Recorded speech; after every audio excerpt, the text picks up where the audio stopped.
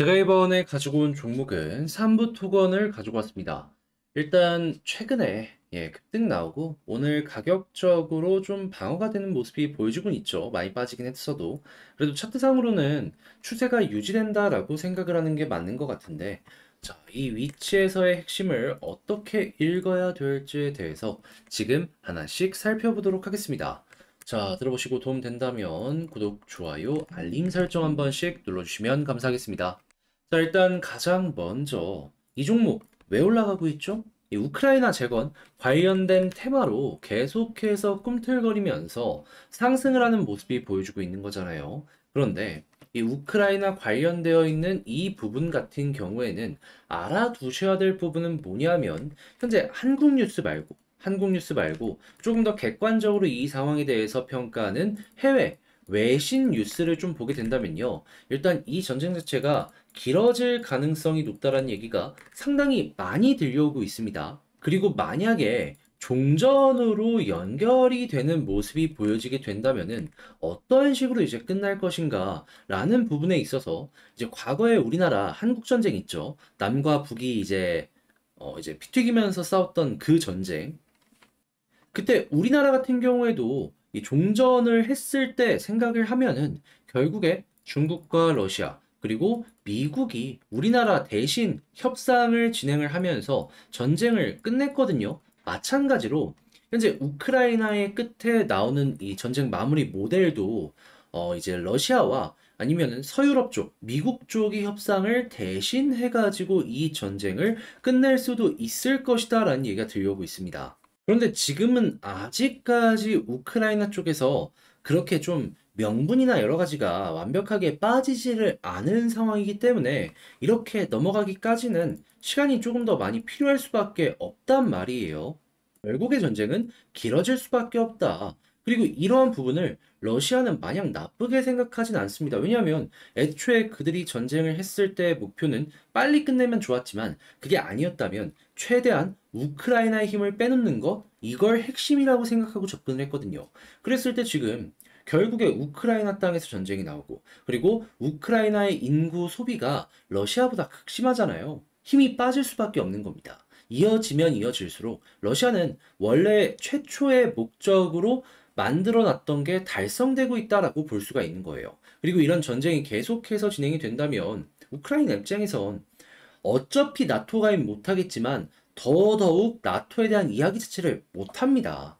그럼 뭐다? 설령 삼부 토건이 관련 테마가 끝이 아니라 이게 실질적인 실적으로 연결이 된다라고 하더라도 그거는 당장의 몇 개월 뒤가 아니라 몇 년 뒤일 가능성도 높다. 그러면 우리는 삼부 토건이 직접적으로 실적을 쌓은다라는 개념으로 접근을 하는 게 아니라 어떻게 봐야 된다? 테마성으로 해가지고 어차피 이거 지금 장난질 치고 있는 거니까 그들이 어떻게 생각하고 뭐에 반응할지 거기에 맞춰서 움직이는 게 정답이다라고 생각을 해야 될 필요가 있다라는 겁니다. 한국이 아마 우크라이나에게 유리한 뉴스들 위주로 많이 보여주니까 이런 걸 잘 모를 수 있다라고 하더라도 조금만 찾아보면 이런 내용은 다 나옵니다, 여러분. 자, 그럼 이제 어떠한 부분이 관련 테마에 자극을 줄 것인가라는 걸 생각을 해야 되는데, 뭐 나토나 이런 쪽이 되겠죠. 지금 나토 관련 회의가 진행이 되고, 그리고 지금 스웨덴 가입의 청신호 얘기가 나오고 있는데, 이러한 부분들 자체가 일단 러시아에는 이 근접한 국가니까 자극을 줄 수가 있을 것이고, 그리고 우크라이나는 뭐다? 희망을 줄 수 있는 부분으로 연결이 될 수가 있을 것이다. 하지만 알아야 될 건 뭐다? 그렇다라고 해도 나토는 만장일치가 아니면 가입이 안 되고, 그리고 전쟁의 위험이나 부패 지수나 여러 가지를 봤을 때 그들이 원하는 어느 정도의 이 가이드라인을 못 따라오면 가입 안 시켜줍니다, 애초에. 그렇기 때문에 만약에 가능성이 있다라고 하더라도 결국에 희망 고문일 가능성이 높다. 그러니 이런 러시아를 자극하면서 희망 줄 수 있는 내용이 나오게 된다면 이에 맞춰가지고 조금씩 조금씩 꿈틀할 수 있을 것이다 정도로만 생각을 하시는 게 어떠할까 싶네요. 자, 그럼 이런 상황에서 수급과 차트를 한번 보자면 이제 어떤 걸 좀 많이 봐야 될지 설명을 드릴 때, 일단 제일 좋은 건 역시나 외국인 수급이 좋으면 괜찮거든요. 그런데 외국인 오늘 좀 매도를 했죠. 그렇다는 얘기는 무슨 소리다?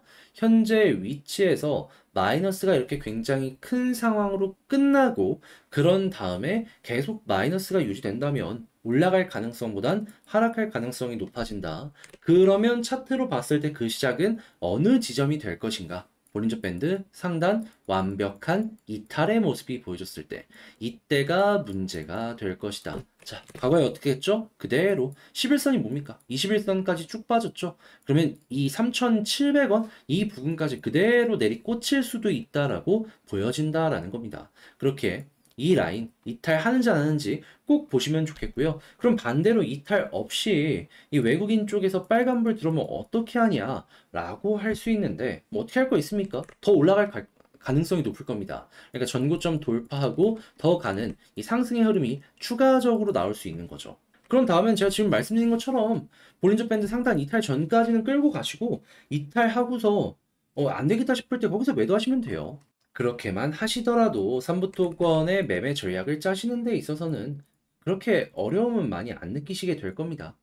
자, 그러면 지금 말씀드린 걸 가지고 총정리를 한번 해보는 시간을 갖도록 하자면요. 자, 일단 제일 먼저 지금 뭐 우크라이나니 뭐니 얘기가 나오고 있기는 한데 이거 전쟁 쉽게 안 끝난다.